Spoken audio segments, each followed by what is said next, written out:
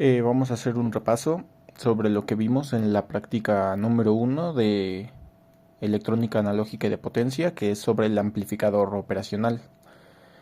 En primer lugar, vamos a ver la identificación de terminales. Vemos que el amplificador que ocupamos es el 741 y tiene 8 entradas. La entrada 1 y la entrada 5, que es esta de acá y esta de acá. Bueno, antes vemos aquí tenemos el amplificador operacional.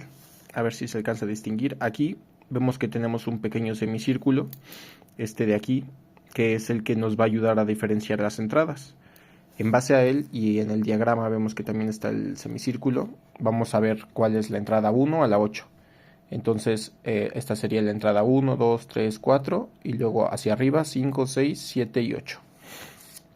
Ahora, cada entrada tiene diferente operación. La 1 y la 5 son para el offset null. ¿Y qué es esta entrada? ¿Para qué sirve?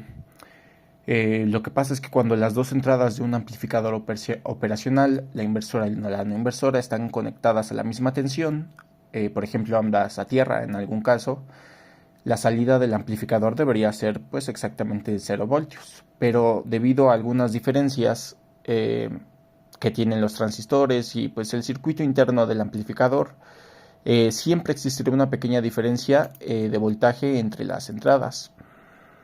Esta pequeña diferencia se le conoce como el offset de entrada, que es esta parte de aquí.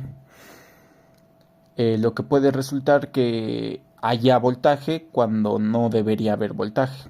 Estas entradas nos ayudan a poder eh, anular esta entrada que no debería estar. A poder configurarla, vaya, que es lo que hacemos en el punto 1. De hecho, este es el circuito del punto 1.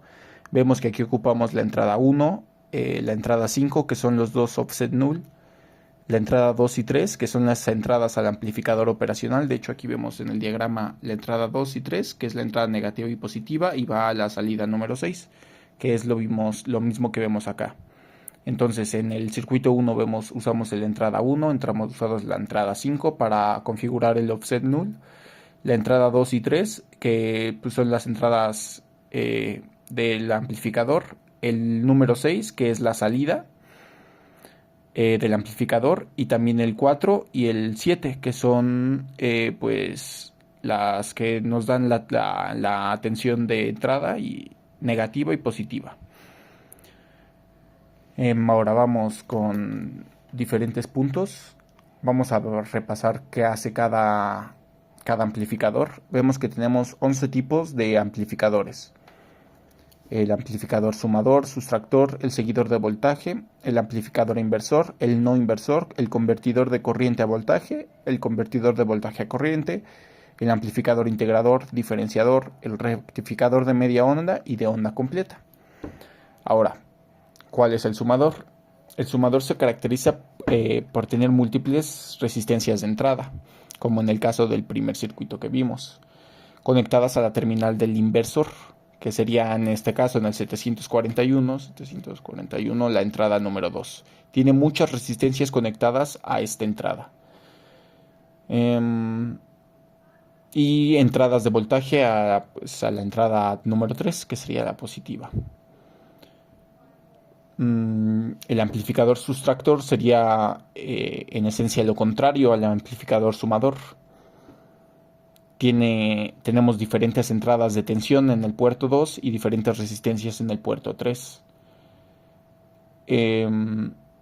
Hace lo mismo que el pasado, pero en lugar de sumar las entradas, restamos las entradas.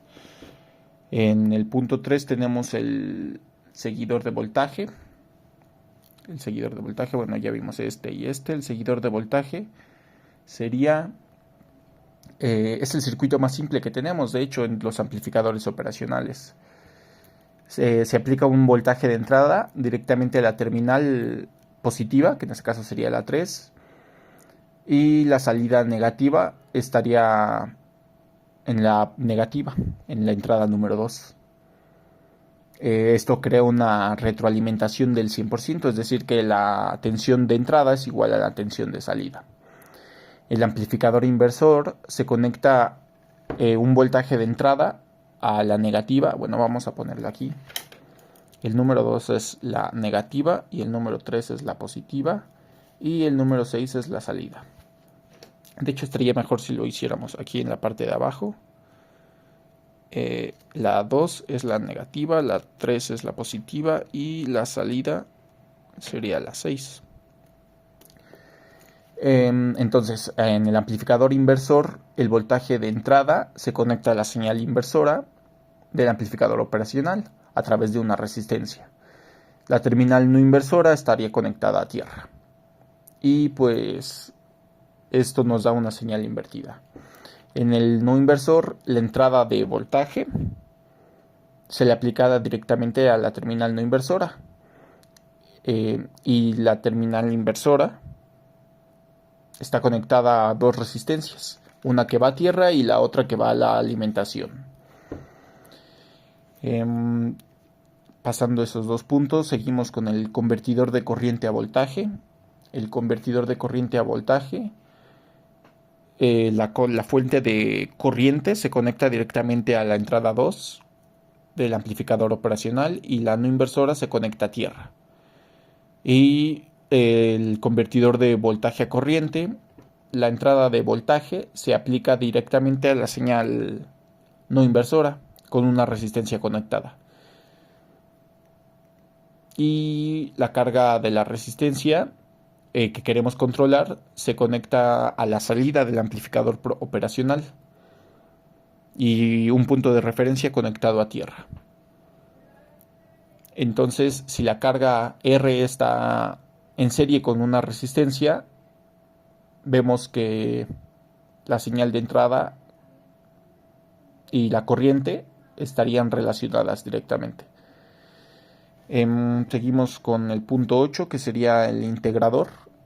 En el integrador tenemos un voltaje de entrada que se conecta a la terminal inversora del amplificador operacional a través de una resistencia y con un capacitor. Es la primera vez que ocupamos un capacitor en un amplificador operacional, que es como el que actúa como elemento de retroalimentación conectado a una salida Vout. El diferenciador también ocupa un capacitor. Se conecta en serie con la entrada de voltaje a la terminal inversora nuevamente. Y una resistencia de retroalimentación que se conecta a la salida, que es la diferencia con el pasado, que no tiene la resistencia. Pasando estos dos, tenemos el rectificador de media onda. Este circuito utiliza un diodo en el lazo de realimentación del amplificador operacional para superar la caída de tensión del diodo.